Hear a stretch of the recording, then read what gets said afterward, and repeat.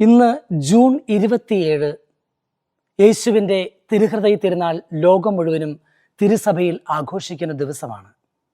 എന്നാൽ എന്തുകൊണ്ടാണ് ഈ ദിവസം തിരുഹൃദയ തിരുനാളായി ആഘോഷിക്കപ്പെടുന്നത് എന്നുള്ളൊരു ചരിത്രത്തിലേക്ക് നമുക്ക് പോകാം. ഈശോ തൻ്റെ തിരുഹൃദയം വിശുദ്ധ മാർഗരറ്റ് മേരി അലക്കോക്കിന് വെളിപ്പെടുത്തിയത് 4 പ്രാവശ്യം ദർശനങ്ങൾ നൽകിക്കൊണ്ടാണ്. അതിൽ ഏറ്റവും അവസാനം നൽകിയ ദർശനം ജൂൺ 16 1675 അതിൻ്റെ 350ാമത്തെ വാർഷികമാണ് തിരുസഭ ഇപ്പോൾ ആഘോഷിക്കുന്നത്. ഈ അവസാനത്തെ ഈ ദർശനത്തിൽ ഈശോ പ്രത്യേകമായി വിശുദ്ധ മേരി മാർഗരറ്റ് അലക്കോക്കിനോട് ഇപ്രകാരം ആവശ്യപ്പെടുകയുണ്ടായി.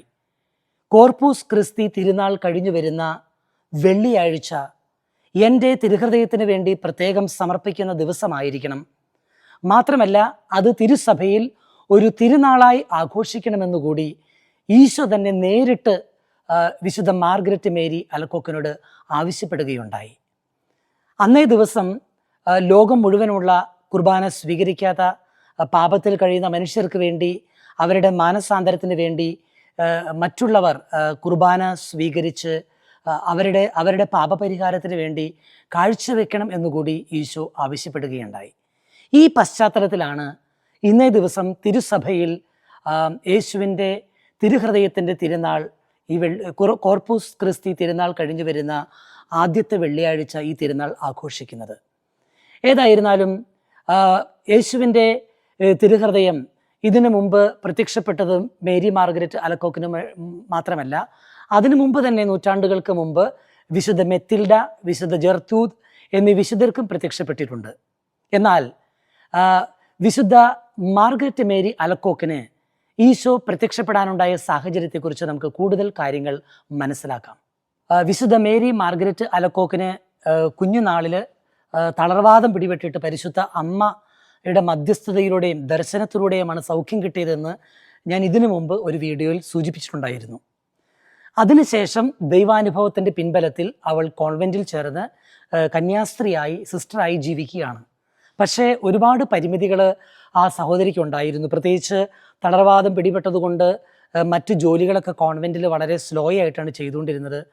അങ്ങനെ ഒരുപാട് കുറ്റപ്പെടുത്തലുകൾ, ഒറ്റപ്പെടുത്തലുകൾ സമൂഹത്തിൽ ഉണ്ടായിക്കഴിഞ്ഞു കഴിഞ്ഞപ്പോൾ വിശുദ്ധ മേരി മാർഗരറ്റ് അലക്കോക്ക് തൻ്റെ കോൺവെൻറ്റിൽ തൻ്റെ അഭയം യേശുക്രിസ്തുവിനെ മാത്രമായി കണ്ടുകൊണ്ട് ദിവ്യബലിയിൽ വളരെ ആഴമായ സ്നേഹത്തോടുകൂടി പങ്കെടുക്കുകയും ദിവ്യബലി കഴിഞ്ഞ് നന്ദി പറഞ്ഞുകൊണ്ടിരിക്കുന്ന സമയത്താണ് ഈശോ തൻ്റെ ദർശനം ആദ്യമായിട്ട് വിശുദ്ധ മേരി മാർഗരറ്റ് അലക്കോക്കിന് കാണിച്ചു കൊടുക്കുക. ആദ്യത്തെ ദർശനത്തിൽ വിശുദ്ധ യോഹന്നാൻ സ്ലീഹായെ പോലെ വിശുദ്ധ മേരി മാർഗരറ്റ് അലക്കോക്കിന് യേശുവിൻ്റെ ആ തിരുഹൃദയത്തിൽ ചാരിക്കിടന്ന് ഉറങ്ങുവാനും ആ തിരുഹൃദയത്തോട് ചേർന്നിരുന്ന് ഒരു പ്രത്യേകമായി അനുഭവത്തിലേക്ക് കടന്നു പോകുവാനുള്ള ഒരു സാഹചര്യങ്ങൾ കൂടി സഹോദരിക്ക് കിട്ടിയിരുന്നു. പിന്നീട് 3 തവണയാണ് വിശുദ്ധ മേരി മാർഗരറ്റ് അലക്കോക്കിന് ഈശോ തൻ്റെ തിരുഹൃദയം തുറന്ന് കാണിക്കുകയായിരുന്നു. എന്നിട്ട് വിശുദ്ധ മേരി മാർഗരറ്റ് അലക്കോക്കിനോട് ഈശോ പറഞ്ഞ ഒരു വാക്യമുണ്ട്. ഈശോ പറഞ്ഞത് എങ്ങനെയാണ്? ഇതാ എൻ്റെ തിരുഹൃദയം നോക്കുക, മനുഷ്യരെ ഞാൻ ഇത്രമാത്രം പരിധികളില്ലാതെ സ്നേഹിച്ചിട്ട് അവരെൻ്റെ സ്നേഹം മറന്ന് നന്ദിയില്ലാതെയാണ് അവർ ഈ ഭൂമിയിൽ ജീവിക്കുന്നത്. അതുകൊണ്ട് എൻ്റെ ഹൃദയം കുത്തിത്തുറന്ന് ഞാൻ മനുഷ്യവംശത്തിന് നൽകിയ ഈ സ്നേഹത്തിൻ്റെ പ്രവാചകയായി ഈ സ്നേഹം ലോകം മുഴുവനും പകർന്നു കൊടുക്കുന്ന ഒരു വ്യക്തിയായിട്ട് നീ മാറണം എന്ന് വിശുദ്ധ മാർഗരറ്റ് മേരി അലക്കോക്കിനോട് ഈശോ ആവശ്യപ്പെടുകയായിരുന്നു. 4 ദർശനങ്ങളും ഈശോ നൽകി കഴിഞ്ഞപ്പോൾ ഈശോ പ്രധാനമായി ഊന്നി പറഞ്ഞ കാര്യങ്ങൾ ഇതാണ്. ഒന്ന്, യേശു കുരിശിൽ മരിച്ച് തൻ്റെ ചങ്ക് തുളച്ച് തന്ന സ്നേഹത്തോട് നന്ദിയില്ലാതെ ജീവിക്കുന്ന മനുഷ്യവംശത്തെയാണ് ഈശോ മാർഗരറ്റ് മേരി അലക്കോക്കിന് ചൂണ്ടിക്കാണിച്ചത്. എന്നിട്ട് പറഞ്ഞു, അവർ കാണിക്കുന്ന നന്ദികേടിന് പരിഹാരമായിട്ട് മേരി മാർഗരറ്റ് അലക്കോക്കിനോട് അങ്ങനെയുള്ള വ്യക്തികൾക്ക് വേണ്ടി പ്രാർത്ഥിക്കുവാനും ഈശോയുടെ തിരുഹൃദയത്തോട് കാണിക്കുന്ന അവഗണനയ്ക്കും നന്ദികേടിനും പാപങ്ങൾക്കും പരിഹാര പ്രവൃത്തികൾ ചെയ്യുവാനുമായി ഈശോ ആവശ്യപ്പെടുകയുണ്ടായി. ദൈവം നൽകുന്ന ഓരോ അനുഗ്രഹങ്ങളും വാസ്തവത്തിൽ വലിയ ഒരു വെല്ലുവിളി തന്നെയാണ് ആത്മീയ ജീവിതത്തിൽ പലർക്കും ഉണ്ടായിട്ടുള്ളത്. അതുപോലെ തന്നെയായിരുന്നു വിശുദ്ധ മേരി മാർഗരറ്റ് അലക്കോക്കിനും. എന്ത് സംഭവിച്ചു? ഇങ്ങനെ ദർശനം കിട്ടിയ കാര്യങ്ങൾ പറഞ്ഞു കഴിഞ്ഞപ്പോൾ കമ്മ്യൂണിറ്റിയിൽ ആരും വിശ്വസിക്കുന്നില്ല. അവൾക്ക് വട്ടാണ്, അവൾക്ക് ഉണ്ടാക്കി പറയുന്നതാണ് എന്നൊക്കെയാണ് എല്ലാവരും പറയുന്നത്.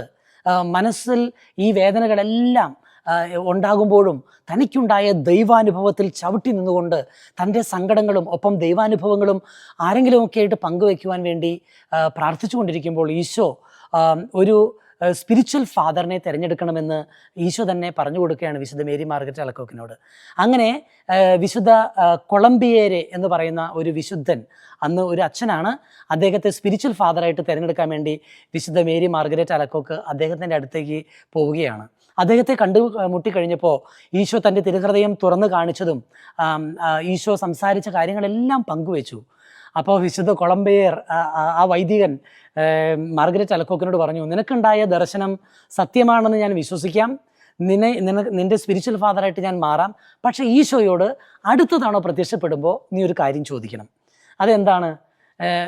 ഈ വൈദികൻ പറഞ്ഞു, ഞാൻ കഴിഞ്ഞ കുമ്പസാരത്തിൽ നടത്തിയ ഏറ്റവും വലിയ മാരക പാപം എന്തായിരുന്നുവെന്ന് ഈശോയോട് ചോദിക്കാൻ പറയണം. ഈശോ അതിനുത്തരം പറഞ്ഞു കഴിയുമ്പോൾ എന്നെ അറിയിക്കുക, അതനുസരിച്ച് ഞാൻ നിൻ്റെ സ്പിരിച്വൽ ഫാദർ ആവാമെന്ന് പറഞ്ഞു. അങ്ങനെ മാർഗരറ്റ് മേരി അലക്കോക്ക് ആ നിബന്ധന അനുസരിച്ച് ഈശോ വീണ്ടും ദർശനത്തിൽ പ്രത്യക്ഷപ്പെട്ട് കഴിഞ്ഞപ്പോൾ ഈശോയോട് പറഞ്ഞു, ഈശോ ഞാനിങ്ങനെ ഇന്ന ആളെ വൈദികനെ സ്പിരിച്വൽ ഫാദറായിട്ട് തിരഞ്ഞെടുക്കാൻ ആഗ്രഹിച്ചു, പക്ഷേ അദ്ദേഹം ഇങ്ങനെയാണ് പറഞ്ഞത്, അദ്ദേഹം നടത്തിയ അവസാനത്തെ കുമ്പസാരത്തിൽ അവസാനം പറഞ്ഞ ഏറ്റവും വലിയ മാരക പാപം എന്താണ് എന്ന് ഈശോയോട് ചോദിക്കാൻ പറഞ്ഞു. ഈശോ പറയുന്ന ഉത്തരം അദ്ദേഹത്തെ അറിയിച്ചിട്ട് സ്പിരിച്വൽ ഫാദർ ആവാമെന്ന് പറഞ്ഞെന്ന് പറഞ്ഞു. അപ്പോൾ എന്ത് സംഭവിച്ചു? ഈശോ ഇത് കേട്ടിട്ട് മറുപടി പറഞ്ഞു. 3 വാക്കുകളാണ് ഈശോ പറഞ്ഞത്. ഐ ഡോണ്ട് റിമെമ്പർ, ഞാൻ അതൊന്നും ഓർക്കുന്നില്ല എന്ന് മാത്രമാണ് ഈശോ ഉത്തരം പറഞ്ഞത്. മേരി മാർഗരറ്റ് അലക്കോക്ക് ഇതേ കാര്യം ഇതുപോലെ തന്നെ ചെന്ന് വിശുദ്ധ കൊളംബിയർ എന്ന് പറഞ്ഞ വൈദികൻ്റെ അടുത്ത് നിന്ന് പറഞ്ഞു. ഈ ഉത്തരം കേട്ട മാത്രയിൽ അദ്ദേഹത്തിന് മനസ്സിലായി ഈശോ തീർച്ചയായും പ്രത്യക്ഷപ്പെട്ടിട്ടുണ്ട്. പാപങ്ങൾ ഓർത്തിരിക്കുവാൻ ആഗ്രഹിക്കാത്ത തനിക്ക് വേണ്ടി കുരിശിൽ മരിച്ച ഈശോ തീർച്ചയായും രക്ഷകനായി പ്രത്യക്ഷപ്പെട്ടിട്ടുണ്ടെന്നൊരു ദൈവാനുഭവത്തിലേക്ക് കടന്നു വരുവാൻ ഇത് അദ്ദേഹത്തെ സഹായിച്ചു. പാരലിമോണിയയിലെ കോൺവെൻറ്റിൽ ഈശോ വിശുദ്ധ മേരി മാർഗരറ്റ് അലക്കോക്കിന് ദർശനം നൽകി കഴിഞ്ഞു കഴിഞ്ഞപ്പോൾ ഈശോയുടെ തിരുഹൃദയം കത്തിജ്വലിക്കുന്ന ഹൃദയമായിട്ടാണ് കാണപ്പെട്ടത്. മാത്രമല്ല അതിൽ ചുറ്റുപാടും മുള്ളുകളുള്ളതായിട്ട് കണ്ടു. അപ്പോൾ ഈശോ അതിൻ്റെ വ്യാഖ്യാനം കൊടുത്തത് എങ്ങനെയാണ്? യേശുവിൻ്റെ ഹൃദയം ഇപ്പോഴും മനുഷ്യവംശത്തോടുള്ള സ്നേഹത്തെ പ്രതി കത്തിജ്വലിക്കുകയാണ്. ഈശോ 5 മുറിവുകളും ഈ മാർഗരറ്റ് അലക്കോക്കിനെ കാണിച്ചു കൊടുത്തു. അപ്പോൾ 5 മുറിവുകളിൽ നിന്നും സൂര്യപ്രകാശം കണക്കെ, തീജ്വാലകൾ കണക്കെ പ്രകാശം പുറത്തേക്ക് വരുന്നതായിട്ടാണ് കണ്ടത്. തൻ്റെ ഹൃദയത്തിലുള്ള ഈ മുള്ളുകൾ സൂചിപ്പിക്കുന്നത് മനുഷ്യൻ ഈശോയോട് കാണിക്കുന്ന തൻ്റെ ഹൃദയം കുത്തി പിളർന്ന് ചങ്കിലെ ചോര തന്ന് സ്നേഹിച്ച ആ ഈശോയോട് കാണിക്കുന്ന നന്ദികേടിനെയും അവഗണനയെയും പാപത്തെയും സൂചിപ്പിക്കുന്നതാണ് ആ മുള്ള് എന്നാണ് ഈശോ മാർഗരറ്റ് അലക്കോക്കിനോട് പറഞ്ഞു കൊടുത്തത്. എന്നിട്ട് പറഞ്ഞു,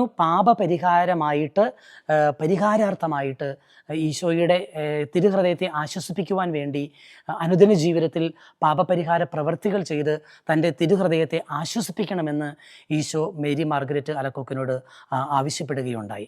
4 പ്രാവശ്യമാണ് ഈശോ മേരി മാർഗരറ്റ് അലക്കോക്കിന് പ്രത്യക്ഷപ്പെട്ടെന്ന് ഞാൻ സൂചിപ്പിച്ചല്ലോ.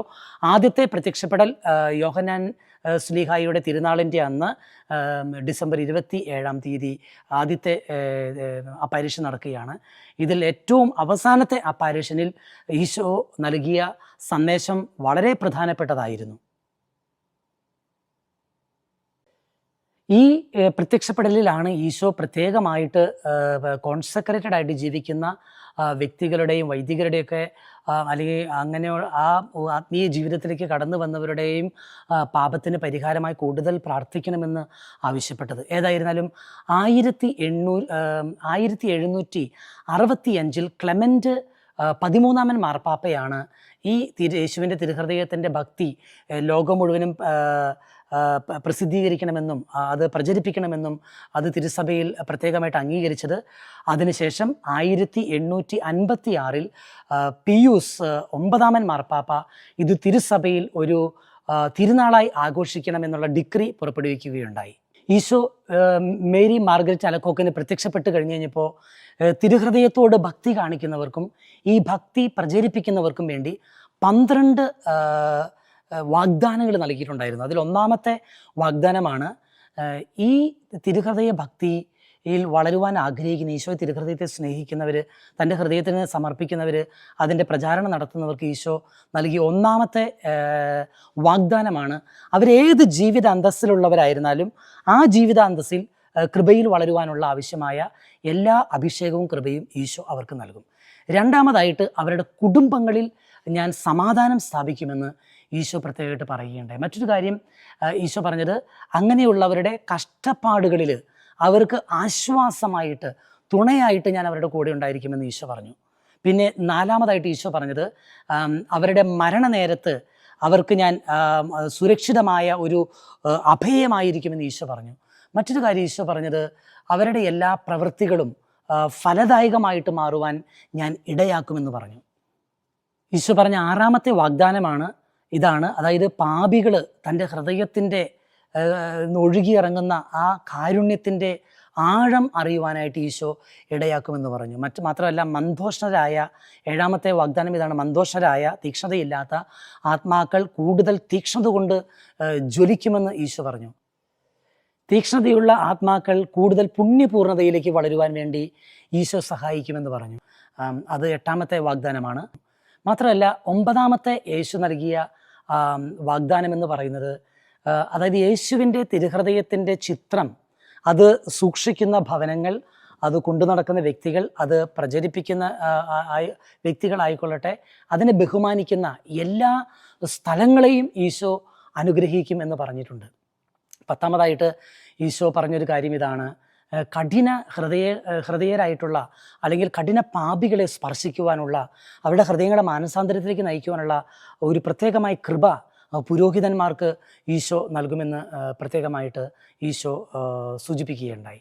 11ാമത്തെ വാഗ്ദാനം ഈശോ പറഞ്ഞതാണ്, എൻ്റെ ഭക്തി പ്രചരിപ്പിക്കുന്നവരുടെ പേരുകൾ എൻ്റെ ഹൃദയത്തിൽ എഴുതി വയ്ക്കുമെന്ന് ഈശോ പറഞ്ഞു. അതായത് ഈശോയുടെ കുത്തി തുറന്ന ഹൃദയത്തിൻ്റെ ഉള്ളിൽ ആരാണോ തിരുഹൃദയത്തിൻ്റെ ഭക്തി പ്രചരിപ്പിക്കുന്നത് അവരുടെ പേര് ഈശോയുടെ തിരുഹൃദയത്തിൽ ഉണ്ടായിരിക്കുമെന്നാണ് പറഞ്ഞത്. ഒടുവിലായിട്ട് ഈശോ പറഞ്ഞ കാര്യം ഇതായിരുന്നു. 12ാമത്തെ ഈശോ പറഞ്ഞു, തുടർച്ചയായിട്ട് 9 മാസങ്ങളിൽ ആദ്യ വെള്ളിയാഴ്ചകളിൽ വിശുദ്ധ കുർബാന സ്വീകരിക്കുന്ന എല്ലാവർക്കും, തൻ്റെ തിരുഹൃദയത്തെ ആദരിക്കുകയും ചെയ്യുന്ന എല്ലാവർക്കും ഈശോയുടെ അനന്തമായ സ്നേഹവും കാരുണ്യവും അനുഭവവേദ്യമാക്കി കൊടുക്കുമെന്ന് ഈശോ പ്രത്യേകമായിട്ട് പറഞ്ഞത്. പ്രത്യേകിച്ച് സ്ഥിരോത്സാഹത്തിൻ്റെ കൃപ അവർക്ക് നൽകുമെന്നാണ് ഈശോ പറഞ്ഞത്. മാത്രമല്ല അവർ കൂദാശകൾ സ്വീകരിക്കാതെ മരിക്കാൻ ഇടയാക്കുകയില്ല എന്നാണ് ഈശോ പറഞ്ഞത്. ഈ വാഗ്ദാനങ്ങളോട് ചേർത്ത് വെച്ച് പറഞ്ഞത്, അന്ത്യനിമിഷത്തിൽ യേശുവിൻ്റെ ഹൃദയം തന്നെ അവർക്ക് ഒരു സുരക്ഷിതമായ ഒരു സങ്കേതമായി മാറുമെന്ന് ഈശോ പറഞ്ഞു. യേശുവിൻ്റെ തിരുഹൃദയത്തിലുള്ള സ്നേഹം നമ്മുടെ ഹൃദയത്തിൽ കത്തിയെരിയട്ടെ.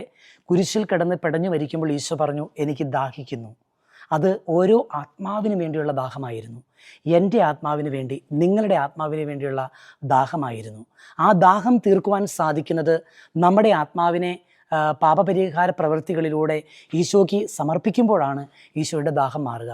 പാപാവസ്ഥയിൽ കഴിയുന്ന, കുമ്പസാരിക്കാൻ പറ്റാത്ത കഠിന പാപാവസ്ഥയിലൊക്കെ കഴിയുന്നവർക്ക് വേണ്ടി പരിഹാര പ്രവൃത്തികൾ ചെയ്ത് അവർക്ക് വേണ്ടി പ്രാർത്ഥിക്കുന്നത് യേശുവിൻ്റെ ഹൃദയത്തിന് ഏറ്റവും കൂടുതൽ സന്തോഷം നൽകുന്ന ഒരു സുവിശേഷ വേലയാണ് എന്നാണ് വിശുദ്ധ മേരി മാർഗരറ്റ് അലക്കോക്കിന് ഈശോ വെളിപ്പെടുത്തി കൊടുത്തത്. തിരുഹൃദയത്തിൽ നമ്മളെയും നമ്മുടെ കുടുംബത്തെയും നമ്മുടെ ജീവിതത്തെയും നമുക്ക് സമർപ്പിക്കാം. തിരുഹൃദയം നമുക്ക് അഭയമായി മാറട്ടെ. തിരുഹൃദയത്തിൻ്റെ തിരുനാൾ മംഗളാശംസകൾ നേരുന്നു. ദൈവം നിങ്ങളെ അനുഗ്രഹിക്കട്ടെ.